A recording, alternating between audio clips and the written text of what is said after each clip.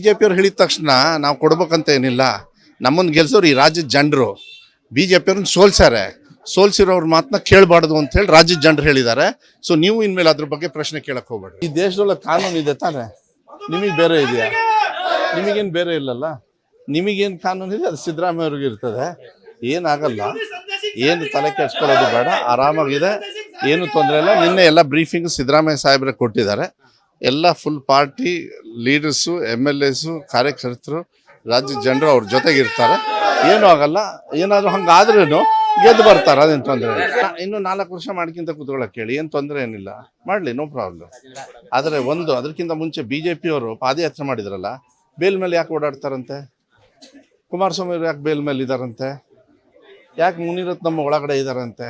ಆ ಹೊಲಸು ನಾಚಿಕೆ ಆಗಲ್ಲ? ಅದ್ರ ಬಗ್ಗೆ ಮಾತಾಡ್ಬೇಕು. 12 ವರ್ಷದ ಹಿಂದೆ ಇರ್ತಕ್ಕಂಥ ವಿಚಾರಗಳನ್ನು ತಗೊಂಬಂದು ಹೊಲಸ ಮಾಡಿ. ಯಾಕಂದ್ರೆ 5 ವರ್ಷ ಮಧ್ಯೆ 5 ವರ್ಷ ಕಂಪ್ಲೀಟ್ ಮಾಡಿ ಮತ್ತೆ 5 ವರ್ಷಕ್ಕೆ ಈಗ ಕಾಂಗ್ರೆಸ್ ಪಕ್ಷ ಬಂದಿಲ್ಲ ಈಗ. ಮತ್ತೆ ಸುಮ್ಮನೆ ಇಲ್ಲದೆ ಇರೋದನ್ನ ಆಮೇಲೆ BJP ಅವ್ರು ಹೇಳಿದ ತಕ್ಷಣ ನಾವು ಕೊಡ್ಬೇಕಂತ ಏನಿಲ್ಲ. ನಮ್ಮನ್ನು ಗೆಲ್ಸೋರು ಈ ರಾಜ್ಯದ ಜನರು. BJP ಅವ್ರನ್ನ ಸೋಲ್ಸಿರೋವ್ರ ಮಾತನ್ನ ಕೇಳಬಾರ್ದು ಅಂತ ಹೇಳಿ ರಾಜ್ಯದ ಜನರು ಹೇಳಿದ್ದಾರೆ. ಸೊ ನೀವು ಇನ್ಮೇಲೆ ಅದ್ರ ಬಗ್ಗೆ ಪ್ರಶ್ನೆ ಕೇಳಕ್ ಹೋಗ್ಬೇಡ್ರಿ. ಎಷ್ಟು ಜನಪ್ರತಿನಿಧಿಗಳು ಬೇಲ್ ಮೇಲೆ ಓಡಾಡ್ತಾ ಇದ್ದಾರಪ್ಪ? ವಿಜೇಂದ್ರ ಏನು ನೋಡಿದಿರ? ಅವ್ರದ್ದು ಅಫಿಡವಿಟ್ ತೋರಿಸಲ್ಲ ನಿಮಗೆ? ಮನಿ ಲಾಂಡ್ರಿಂಗು, ಕರಪ್ಷನ್ನು, ಇನ್ನೂ ಏನು ಬೇಕು ನಿಮಗೆ? ಸಿಕ್ಕಾಪಟ್ಟೆ ಇದಾವೆ, ಲೈನಾಗ ಇದಾವೆ, ಒಬ್ಬೊಬ್ರದ್ದೇ. ಸೊ ಅದಕ್ಕೆ ಯಾವಾಗಲೂ ಅಷ್ಟೇ ಏನಾದ್ರು ಒಂದು ವಿಚಾರ ಇದ್ದಾಗ ಒಂದು ಅರ್ಥ ಮಾಡ್ಕೊಳ್ಬೇಕು, ನಮ್ಮ ದೇಶದಲ್ಲಿ, ನಮ್ಮ ರಾಜ್ಯದಲ್ಲಿ ಕಾನೂನಿದೆ. ಯಾವಾಗಲೂ ಕಾನೂನು ಗೆಲ್ಲಬೇಕು. ಕಾನೂನು ರೀತಿಯಲ್ಲಿ ನಡ್ಕೊಂಡು ಹೋಗ್ತಕ್ಕಂಥ ವ್ಯಕ್ತಿಗೆ ನಾವು ಗೌರವ ಕೊಡ್ಬೇಕು. ಅಂಥ ವ್ಯಕ್ತಿ ಯಾರು ಅಂದರೆ ಮಾನ್ಯ ಮುಖ್ಯಮಂತ್ರಿಗಳು. ಅದಕ್ಕೆ ನಾವು ಅವ್ರ ಜೊತೆಗಿರೋದು. ಹೈಕೋರ್ಟ್ ಹೇಳಾದ್ಮೇಲೆ ಮುಂದೆ ಹೋಗ್ಬಾರ್ದು ಅಂತ ಏನಾರು ಹೈಕೋರ್ಟ್ ಹೇಳುತ್ತಾ? ಮತ್ತೆ ಬಿಡ್ರಿ ಅದನ್ನ.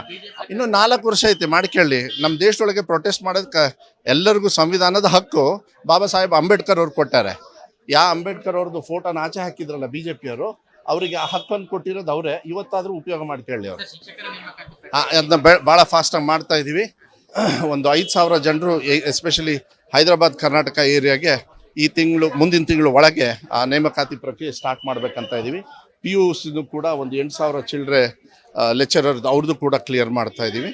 ಮತ್ತು ಹೆಚ್ಚು ಒತ್ತನ್ನು ಯಾದಗಿರಿಗೆ ಬಂದಿರೋದು, ರಿವ್ಯೂ ಮಾಡ್ತಾ ಇರೋದು. ಗುಲ್ಬರ್ಗಕ್ಕಿಂತ ಯಾದಗಿರಿಗೆ ಯಾಕೆ ಹೋಗ್ತಾ ಇದ್ದೀನಿ ಅಂದರೆ ಅಲ್ಲಿ ಒತ್ತನ್ನು ಕೊಡಬೇಕು ಅಂಥೇಳಿ. ಬರೀ ಈ ಕಡೆ ಮಾಡಬಾರ್ದು, ನಾನೇ ಅಲ್ಲಿ ಬರ್ತೀನಿ ಅಂತೇಳಿ ಇವತ್ತೆಲ್ಲ ಹೋಗ್ತಾ ಇದ್ದೀನಿ. ಪೌಷ್ಟಿಕತೆನೂ ಇಂಪಾರ್ಟೆನ್ಸ್ ಇರೋದ್ರಿಂದ ಅಲ್ಲಿಗೇನೆ ನಾನು ಒತ್ತನ್ನು ಕೊಡ್ತಾ ಇದ್ದೀನಿ. ಇಲ್ಲ, ಅದು ಪ್ರಕ್ರಿಯೆ ಇದೆ, ಅದನ್ನ ಸಿಂಪ್ಲಿಫೈ ಮಾಡ್ತಾ ಇದ್ದೀವಿ.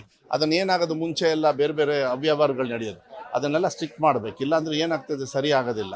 ನನಗೂ 10 ಶಾಲೆಗಳಿದ್ದಾವೆ. ಸೊ ಅದಕ್ಕೆ ಅದನ್ನು ಒಳ್ಳೆ ರೀತಿಯಲ್ಲಿ ಅದನ್ನು ಭಾಳ ಫಾಸ್ಟಾಗಿ ಮಾಡ್ತೀವಿ ಆದಷ್ಟು ಬೇಗ.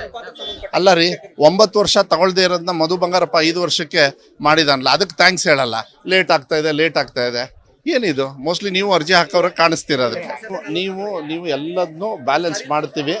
ಇದು ಸುಮಾರು ವರ್ಷದಿಂದ ಕ್ಯಾರಿ ಫಾರ್ವರ್ಡ್ ಆಗಿರೋದು.